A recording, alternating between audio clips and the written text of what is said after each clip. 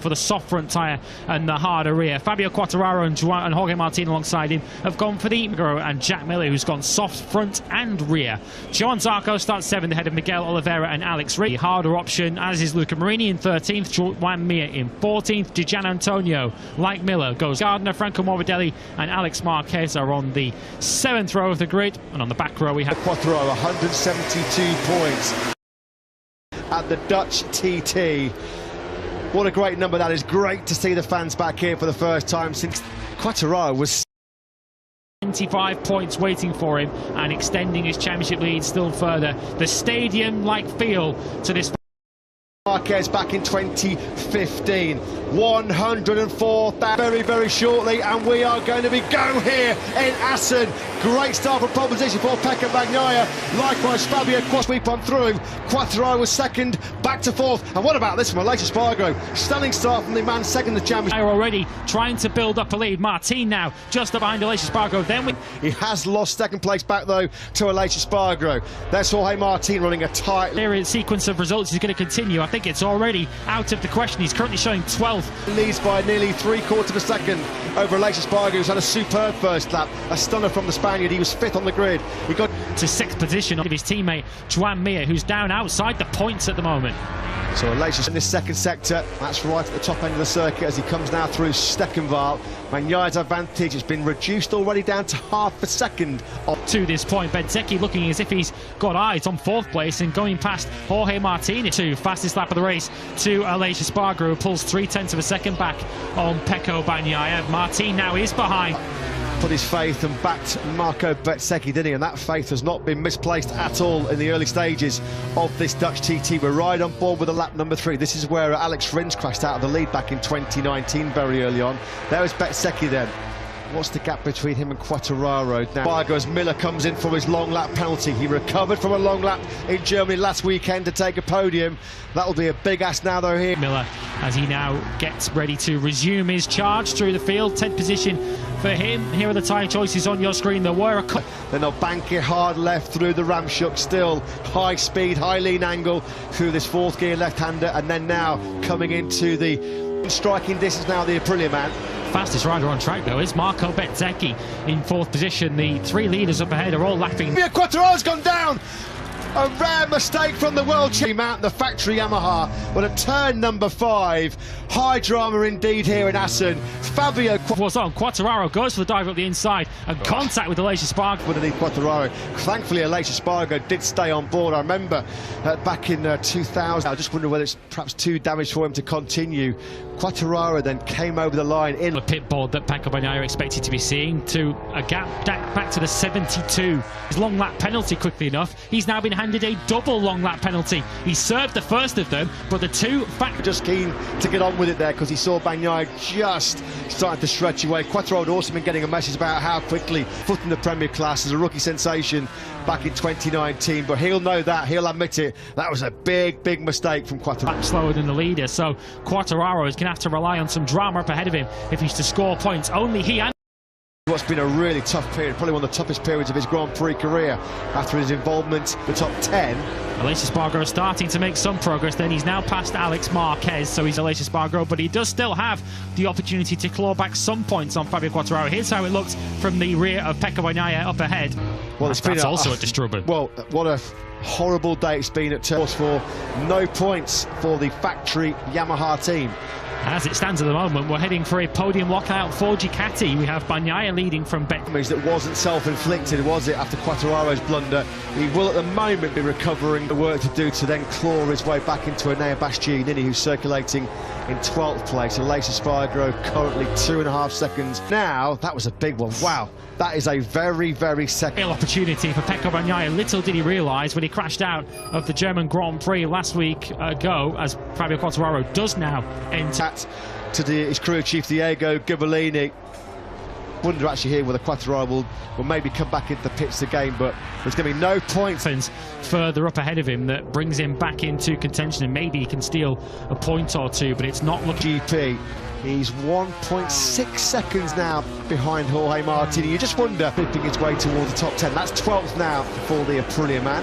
Yeah, looking ahead of him, he's lapping 3/10 quicker. To ride on board with the Italian because he found a 1:32.654, his best lap of the Grand Prix so far, and that pushes him a second. Fabio Quartararo has gone down again. Well, high drama again. Fabio Quartararo, 22. He's really in pain as well. That was a big one. Was that a high side coming out of the Strubben? It is. It's a second crash in turn 5 for Assen as Fabio Quartararo crashes twice. Yes, twice in the Dutch TT. He's barely put on our timing screens. He's currently running in 7th position. That's going to drop him now behind Miguel Oliveira. So Nakagami, who's exceeding Iwata rivals, they're potentially on course for no points going finishing this Dutch team. Fabio Quartararo, a little bit fortunate to walk away from that one, but it's the first blot has done here in Holland. There will be no more Dutch delight for Quartararo after his brilliant dominant win here 1 year ago. Further back then in the... Not a very long straight, he's on the outside line and Zarco should be able to get on the brakes and hold that one off into turn 1, but Joan Mir further into play. Here he is now at the back of this trio. Aleix Espargaro now will be looking to attack into Ramschuk, and he moves past Zarco, the second man in rain spots on the camera through turn number 12. There are the rain flags then. We've had an incredibly dramatic, we've still got a long way to go here. 9.5 laps. Are we moving towards King? How scary would that be? Now then, this Dutch TT could be turned completely on its head here. Pecco Bagnaia at the start of lap 18. He's already lost places to Binder and to Miller. Binder and Miller, slick tyres. He's pulled 2/10 back now on Marco Bezzecchi, but we'll track it on this lap because if you're leading moment, you've got to have some supreme confidence to throw a 300 horsepower MotoGP bike into the 6-gear Hogerheide with chicane and over the start-finish line. The rain flags are being waved. It's advantage Bagnaia by 1.4 seconds. Aleix Espargaro's pretty good pace out here, and you can see what it's done to that leading pack. Jorge Martinez plummeted down the order as a result of as well coming into the pits. I don't think it was for a bike swap, and the way his body language was, he was looking pretty frustrated. It looks like the end of his group. He is about 0.8 of a second adrift of Viñales in third, so they've still got the confidence to push hard. Well, it's a dry track, isn't it? The rain hasn't come heavy enough as yet to sort of see them back off to any great extent. Bagnaia then now just stretched out to 1.5 seconds. He took nearly half a second away from Bezzecchi. Yes, Miller on the end. A big points haul against the odds still coming in for Aleix Espargaro.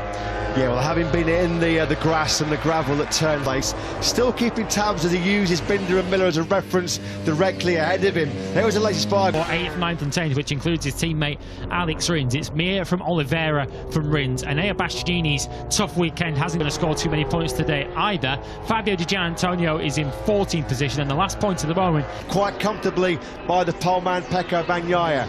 Well, 1:33 flat comes in from the Italian. That's again a VR46. Is he about to come home here at Assen for a second place finish? And control and command of this Grand Prix. It would be a bit harsh for him to lose it. If the podium away here late on from the Aprilia man, he's building momentum. Chicane, is Miller going to be close to attack the Spaniel on the brakes into the first corner? No, Viñales really good on the front end of that Aprilia. So 2 key battles going on. The battle for the final podium position and the battle for 5th, 6th and 7th. Binder, Martin, Aleix Espargaro. Now this was where Miller was really good. Through Ramschuk, Canales, and now Miller with that running in too hot. He looks like he's under, well, he is under big pressure here coming from Binder. Aleix Espargaro to the South African in that final chicane, but with that moment for Jack Miller, that was 2.5 seconds. Bezzecchi is clear of Maverick Viñales. He's got a 1 second advantage in his pocket, and Viñales at the moment looks safe in 3rd position. Katia going to get some Dutch delight here in Assen after the bitter dissatisfaction ring. Our Dutch TT winner in 2022 is Pecco Bagnaia on both Binder and Miller to rescue 4th after his collision by Aleix Espargaro,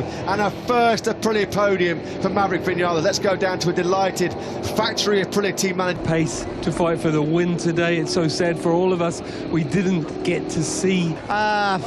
He has the race pace, absolutely. Unfortunately, in the first laps, he was out of the track, but by the way, unbelievable race. So we are happy about. There's one more Grand Prix in MotoGP than the legendary Italian. Rossi and the Muni VR46 Ducati team. A top ride that was from Marco Bezzecchi. Pre-race David Assen circuit just goes on, doesn't it? The 27-year-old Spaniard who was second here last year. There are a pocket of Rossi celebrate with the Yellow Army. A great victory for him in what was not an easy race under early pressure. Keeps it all calculating and composed. And Pecco Bagnaia does take a factory Ducati Bosch. Gigi Ligna with Simon. Gigi, please give us your thoughts on that awesome win. You know, it's happy. Congratulations. Thank you. There are just so many great scenes across the pit lane here.